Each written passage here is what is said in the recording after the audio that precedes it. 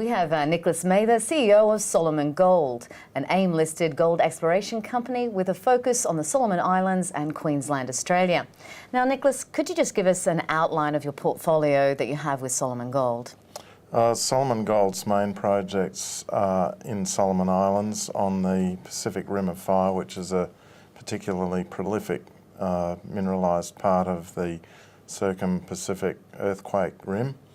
And our main projects are Faroe Island, which is in the northern part of the country beside the PNG island of Bougainville, which hosted the large Panguna open-cut porphyry copper gold mine. We also have a joint venture with Newmont on the main island of Guadalcanal. We also have two lower risk projects in Queensland where we hope to define 1 million ounces to bring into relatively quick production.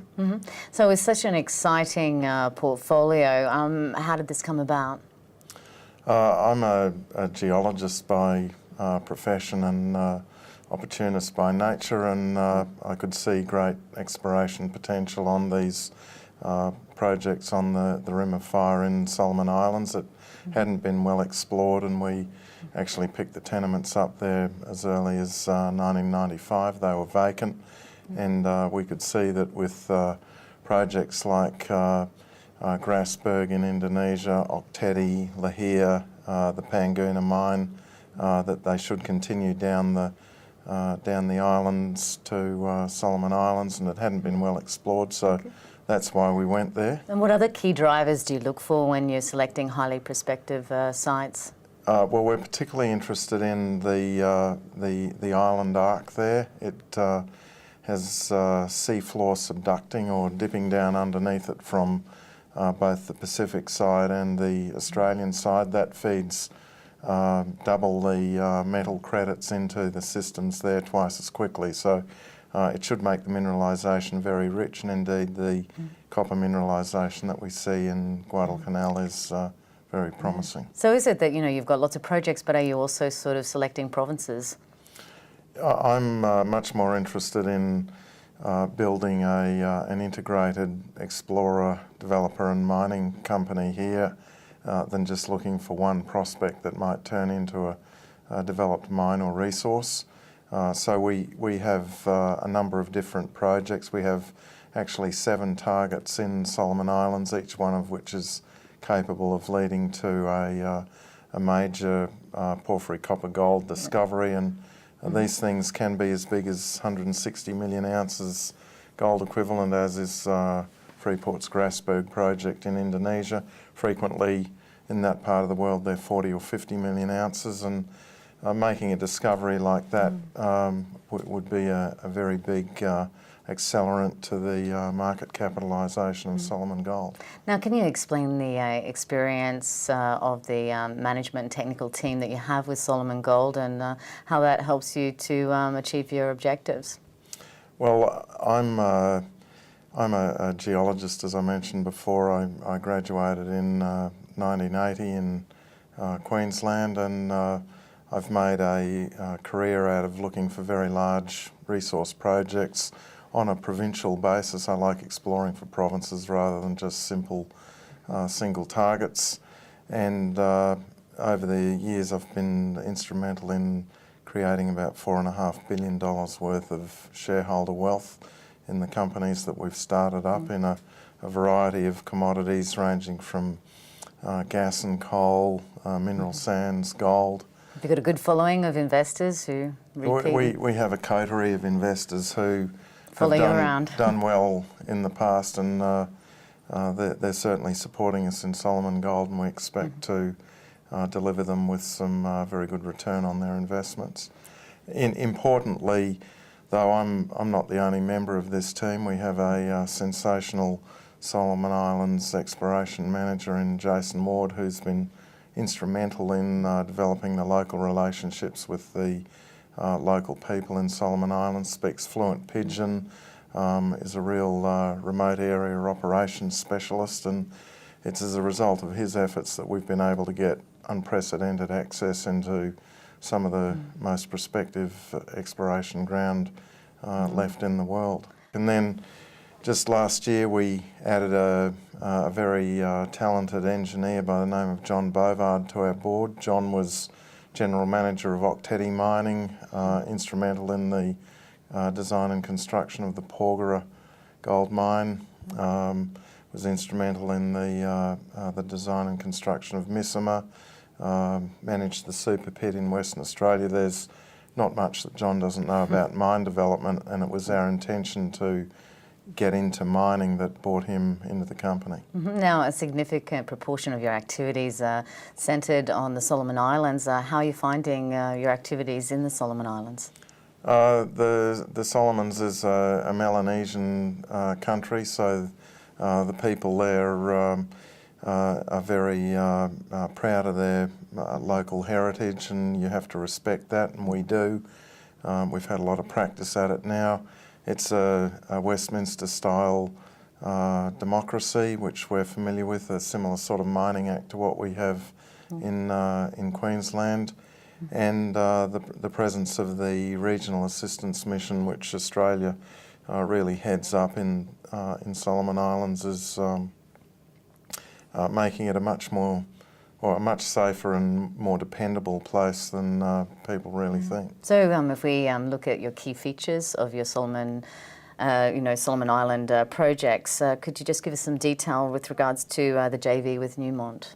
There are 4 main projects within the joint venture area: Chikora, Cooma, Betalonga, and the Sudakiki project. We had previously discovered a 32-metre intersection at 9.5 grams at Sudakiki, and it was that and the very large alteration or cooked up rock systems in the area that cover anywhere between 20 and 30 square kilometres at each of those locations that suggests both to us and I think to Newmont that there's indeed some very great potential to find not just one but possibly several of these world-class porphyry copper gold systems in the project area.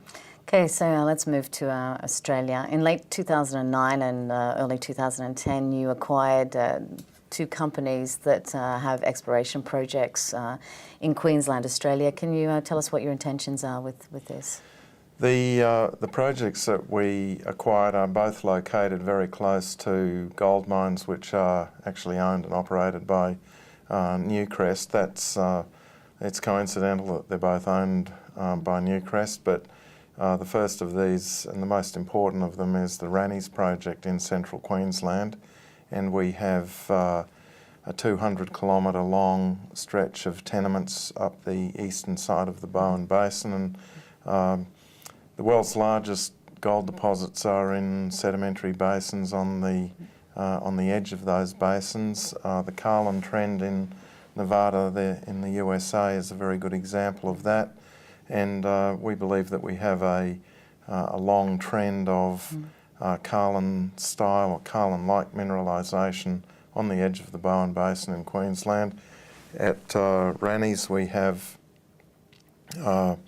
3 main mineralised areas, and the centre of those, Rannies Central, we have 5 increasingly well-defined prospects, one of which has already yielded a 200,000 ounce gold equivalent resource, and we're working on the other 4 prospects to get them into the resource category too. So there was certainly enough attractive features with the acquisition of those 2 companies? Yeah, there were no resources on it when we acquired them, but we see ample exploration upside, and that's materialising at the moment. So we're going to be having a continuous program of information releases about the drilling results out of both of those projects. Okay, and can you give us a bit more detail on the timeline and your plans for the Australian projects? You know, you mentioned 2 million ounces target at Rannies and 1 million target at Mount Perry. Initially we're looking for 1 million ounces on which to base a pre-feasibility study prior to a development decision in the Rannies area. Our program there has been delayed quite seriously by the very heavy rainfall in the area. We did have 10 years of pretty much drought conditions in Queensland, but it's been bucketing down. Drilling rigs get bogged and it just slows the whole process down. So we should be having a resource upgrade in February, and that would lead to, we won't get the whole 1 million ounces in February, but we'll be speeding it up. So I would be hopeful that sometime in the first half of next year we'd be able to end up with the resource statement around 1 million ounces at Ranni's, and certainly a maiden resource statement from Mount Perry. Okay, the market has responded extremely well to Solomon Gold stock in, I suppose, the last couple of months. Can you give us some information about what's happened with your stock and the share price, and how you see that going forward?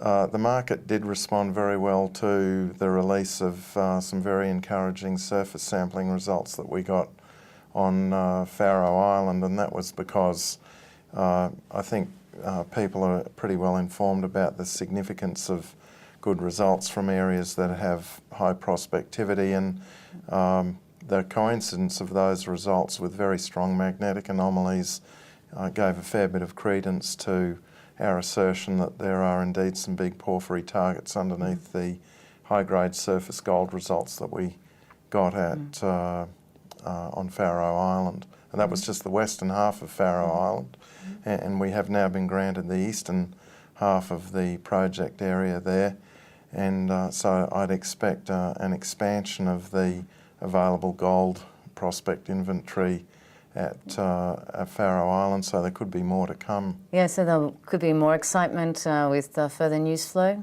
Oh, we're certainly expecting that. We start drilling on Faroe in 2 weeks' time. We've got a 10,000 metre program there, testing both the deep porphyry potential and the shallow gold cap targets, and I'm very optimistic that we'll end up with some good results there. I certainly put money into the last raising myself, and I have a strong belief in the future of the company. Okay, investors are always concerned about natural resource companies, having cash. Where do you stand in terms of cash in the bank?